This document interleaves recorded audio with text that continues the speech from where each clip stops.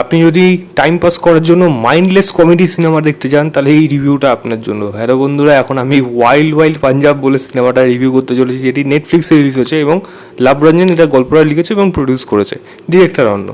তো কেমন হলো? যদি লিড রোলে যারা যারা আছে তাদের মধ্যে হলো জার্সি গিল, নবজোত, মানে যাকে আপনারা ফুকরেতে দেখেছেন, খুবই জনপ্রিয় একটি ক্যারেক্টার, এবং এছাড়া রয়েছে হলো বরুণ শর্মা এবং সানি সিং।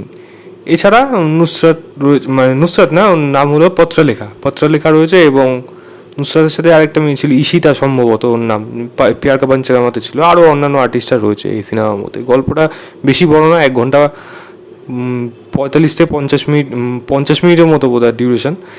ছোটো করে যদি বলি, এখানে বরুণ শর্মার গার্লফ্রেন্ড তাকে ডিচ করছে এবং তার বসের সাথে বিয়ে করছে। বরুণ শর্মা সেটা সে খারাপ লেগেছে, তার বন্ধুরা তাকে সাহায্য করছে এবং সে গিয়ে ওই মেয়েটার উপরে বলতে যাচ্ছে just I am over you.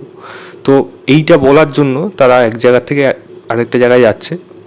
সেই যাওয়ার মাঝখানে তাদের কী কী হার্ডেলস ফেস করছে, সেখানে কীভাবে তারা ওভারকাম করছে, এবং এই মাঝখানে কী গণ্ডগোলের মধ্যে পড়ে তারা কী আর করতে চলেছে, এবং আলটিমেটলি কি মেয়েটার বিয়ের মধ্যে কি, মানে বিয়ের দিনের আগে কি পৌঁছতে পারছে এবং তাকে কি কথাটা বলতে পারছে, এই নিয়েই সম্পূর্ণ সিনেমা রয়েছে। তো গল্প লেভেলে এই সিনেমাটা কিন্তু কিছুই না, পরিষ্কার কথা। মানে এই সিনেমা যদি নেগেটিভ দিক হয়ে থাকে তাহলে এই সব সমস্ত কিছুই নেগেটিভ দিক। তবে হ্যাঁ, আপনি যদি টাইম পাস করতে চান, সত্যি কথা বলছি, এই মাইন্ডলেস কমেডি সিনেমাটা দেখতে পারেন। এক একটা পাঁচ লাইন যদি আপনার কাছে ওয়ার্ক করে, কারণ আমার কাছে কিন্তু ম্যাক্সিমাম জিনিসগুলো কিন্তু ওয়ার্ক করে গেছে, কারণ আমি রিলেট করতে পারছিলাম জিনিসগুলো কী হচ্ছে, কেন হচ্ছে। তারপরে এমন একটা ঘটনা দেখালো, সেটার সাথে কিন্তু ওই ঘটনাটা কোনো হয়তো মিলই নেই। তো তুমি ভাববেন এটা কী হচ্ছে, কিন্তু এমন একটা জিনিস আছে যেটার সাথে আপনি হয়তো এতদিন সিনেমা দেখে দেখবে কোনো না কোনো একটা ক্লু হয়তো আপনার ওই জায়গাটা মানে মিলে গেছে, তো তখন গিয়ে কিন্তু আপনার জায়গাটা হাসি পাবে। তো এই জিনিসটাই কিন্তু আমার সিনেমাটার সাথে হয়েছে।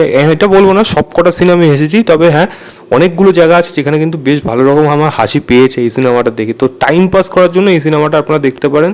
সেখানে বিশেষ করে নবজোত হোক বা এখানে সানি সিং, এদের পারফরমেন্স ভালো। জার্সি গিলের পারফরমেন্স আমার ঠিকঠাক লেগেছে, তবে জার্সি গিলের ক্যারেক্টারটার জন্য একটু অদ্ভুত টাইপের লেখা, এবং সেটার ওই চেঞ্জেসগুলো পরে গিয়ে যে চেঞ্জেসটা আসলো সেটাও খুব একটা বেশি ব্যাখ্যা নেই। মানে সিনেমাটা ইন ডেপথে গিয়ে অনেক কিছু দেখায়নি, ও তো ওইসব দিকে যেতেই চায়নি। পরিষ্কার কথা, এটা মানে এরকম ফান টু ওয়াচ, মানে একটা সময় কাটানোর সিনেমার মতো এটা বানিয়েছে। তো বেশি কিছু ভাববেন না, এই সিনেমাটা এমনি ওয়ান টাইম ওয়াচের জন্য দেখতে পারেন।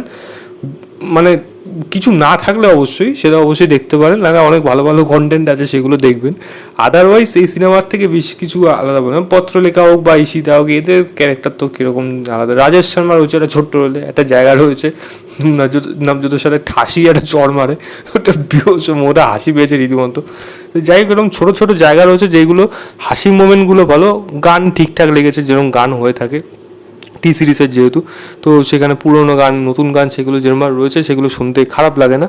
এবং ওই ডায়লগ ওয়াইজ যেই ফানি মোমেন্টগুলো রয়েছে সেগুলো কিন্তু আমার কাছে ম্যাক্সিমাম জায়গা কিন্তু ওয়ার্ক করেছে। তবে হ্যাঁ, আমি ইন টার্মস অফ স্টোরি যদি বলি, গল্পটার মধ্যে কিচ্ছু নেই, পরিষ্কার কথা। জাস্ট একটা মানে জোর করে ফোর্সফুলি একটা গল্প বানানো, এবং সেটা লাভ রঞ্জনের কাছ থেকে অ্যাটলিস্ট আশা করিনি। অ্যাটলিস্ট কিছু না কিছু তো হবে গল্পের মধ্যে। হ্যাঁ, তার সেই দিকটা আবারও রয়েছে যে মেয়েরা ডিচ করে চলে যায়, ছেলেটা দুঃখ পায়, ছেলেরা সেখান থেকে বদলা নেয়। সেই জিনিসটা কিন্তু বদলা মানে কাইন্ড অফ একটা মানে অ্যাটিটিউড আসে, মানে দেখাতে পারে যে তুই কিছু না।